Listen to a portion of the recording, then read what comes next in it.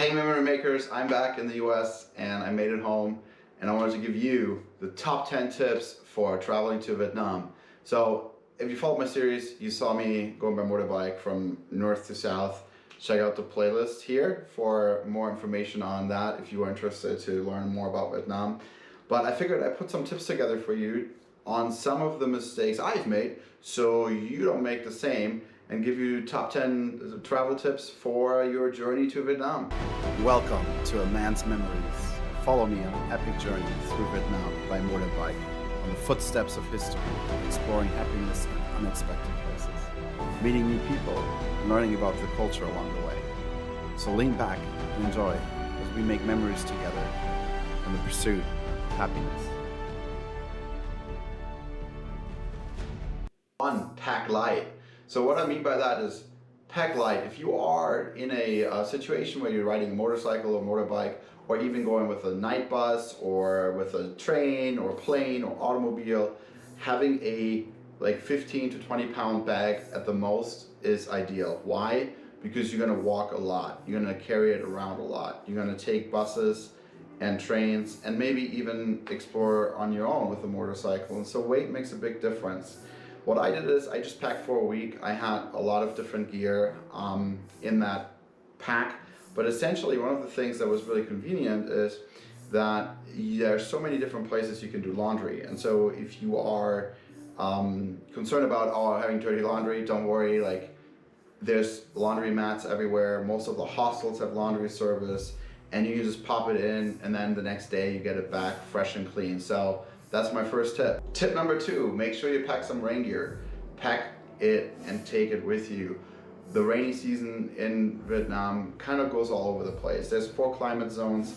It can rain at any given time. They say usually the dry season is from December to May, and then it gets wet from June through November. But I would always encourage you, especially if you're riding on a motorcycle, bring some rain gear. You can buy some rain gear in Vietnam, of course, but I found that the quality of the stuff I saw was not as good as what we have at home. Now, that being said, I like wearing a jacket and weather foulies like rain pants. You can buy good ponchos in Vietnam, which most people wear, but if you're traveling long distances on a motorbike, that's just not very comfortable. So I would encourage you to layer up and bring some rain gear from home. Number 3, talking about gear, helmet. Bring your own motorcycle helmet. I can't emphasize this enough. The helmets you get from a rental place for $2-3, they literally are paper thin. I've seen people wear sort of like a helmet you're wearing when you wrestle, and your ears are just covered with little leather strips. I've seen helmets that are really thin. So having a good helmet is really key for riding a motorcycle if you're doing these long touring trips. The helmets are thin. You can pay premium for getting a helmet there, and even those are not like what we have in the US, the DOT certifications for helmets. I would really encourage it. I've seen some nasty accidents on the road. You can take your helmet into your carry-on, into your luggage, just like your extra item basically. And it's no problem, just put it overhead compartment and you can take it with you through security. I had no issues whatsoever doing that. So I would encourage you to take your own helmet if you can. You arrived in Saigon or in Hanoi or in Dalat or wherever you are. You come there from like a 12-hour flight or even 24-hour flight, depending where you are in the world. Do yourself a favor, don't be like me. Get yourself an airport transfer prior and book it beforehand and spend a little bit of money on the first night there. Story time. I didn't do that. I was like, okay, I'm gonna download the Grab app, which is like the Uber when I'm there, and I will figure it out. Well, it was late at night, I was tired, sort of delusional, and didn't find a Grab, couldn't figure it out, so I just got into a random guy's car who said he's a taxi driver, and guess what? We left the airport, the guy stops after the toll booth and says, okay, you pay me now. And I was like, why am I paying before we're arriving at destination? Oh, well, it's really busy at the destination where you're going. Just want to make sure that you're can pay now. And I'm like, okay, I'll pay you half now and then half later. And he's like, okay. So I pay him half, and then he takes a U-turn, goes the opposite direction. I'm looking on my Google Maps. This is not where I'm supposed to go. He stops the car and it's like, hey guy, we're gonna wait for a little bit here. I'm like, what? Wait for who? Oh, my friend. And let's just say goosebumps are starting to come on my skin. My gut is like, this doesn't feel right. So I grab my bag, I grab my cash from the dashboard, and I just get out of the car and say, no, no good, like, not okay. And I left. And then I found a hotel nearby, and this really old, nice gentleman at 1 in the morning helped me organize a proper taxi, and I was on my way to my first hotel. So that was my first experience. So that being said, in the big cities, there's a lot of scams, a lot of people trying to make a quick dollar on you when it comes to taxis specifically. So the two things I will say, look for one, for official taxi companies, they do have big labels on them, and two, negotiate the price before you get into the car. Do not get into a vehicle and don't know what you're paying. So those are the two biggest things, and Grab does work. You just have to have a little bit of patience, and when you're traveled for 24 hours, those patience run thin. Talking about phones, so buy a SIM card. That's my next tip.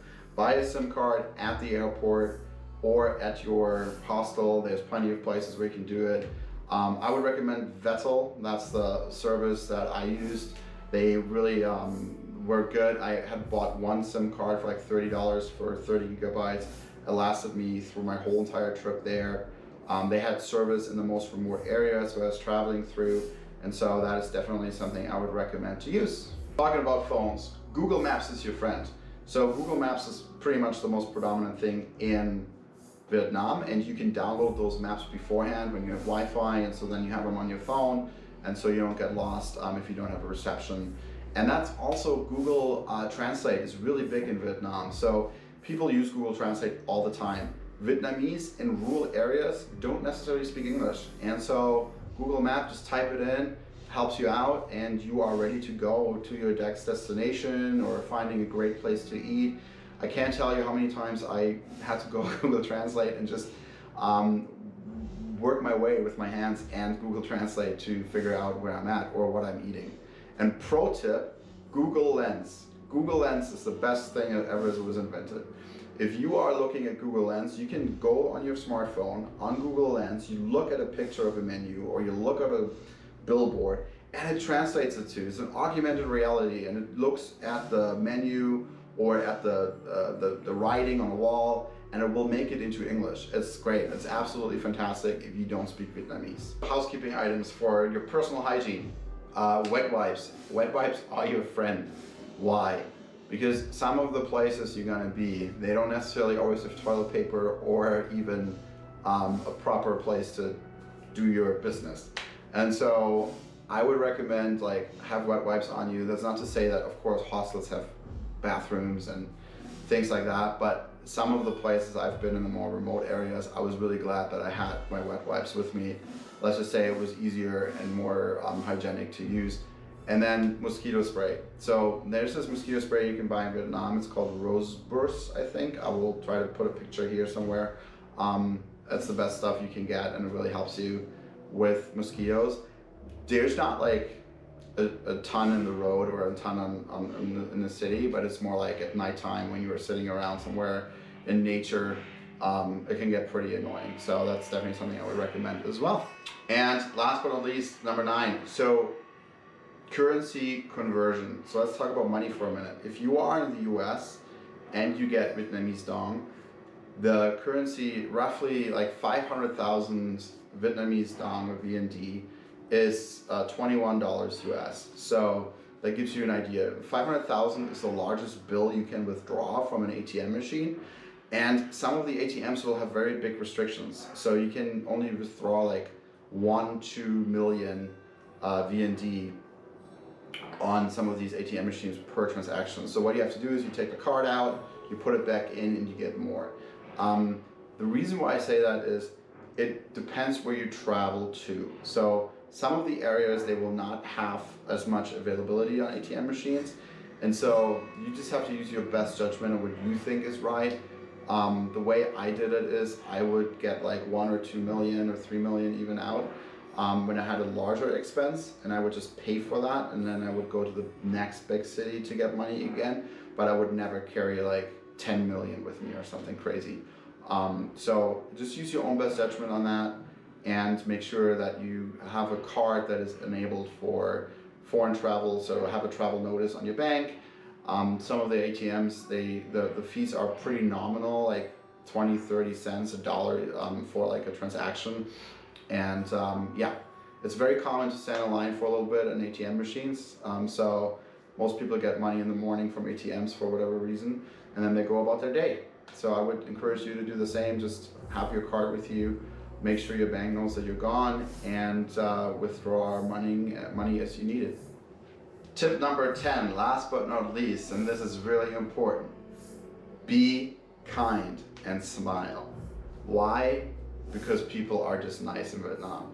So there's no, I thought like when I came, oh my God, like how are people gonna react? I don't speak the language, I'm nervous, I've never been to Vietnam, and everybody is super nice and kind. You know, people, they genuinely are interested in showing you their country, their culture. It's not, in my experience, it's not as heavy in like selling you things on the beach or necklaces or things. They're just trying to hustle with you. People generally will care to even give you the right change back and not like try to scam you in general in the most like common sense of the areas I've been to, in the smaller areas. Of course, in big cities like Saigon or Hanoi, use your street smart. You know, like don't be falling for the guy who's trying to like tell you, here's the cups, watch the cups, and you know, here's a pearl underneath, find the pearl in the cup. You know, that kind of stuff. Just watch out for that. But other than that, like everyday people are very kind, and a smile gets you a lot further than being upset and speaking your language in their country they may not understand. So be kind, be patient with people, and those are my top 10 tips. Do you have any tips for me? Anything I should have mentioned? Anything that you know? Please put it in the comments below. I hope this helped you on your journey to Vietnam. And don't forget to like and subscribe for more about Vietnam in the next upcoming episode.